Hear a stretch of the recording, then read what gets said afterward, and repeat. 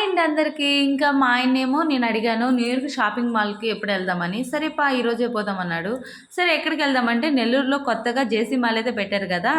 VRC ground దగ్గర. అక్కడికెళ్దాం అన్నాడు. అవునా! అక్కడ శారీస్ రేట్ తక్కువగా ఉంటాయా? ఎక్కువగా ఉంటాయని అడిగాను. లేదు మనకు తక్కువగానే ఉంటాయంట.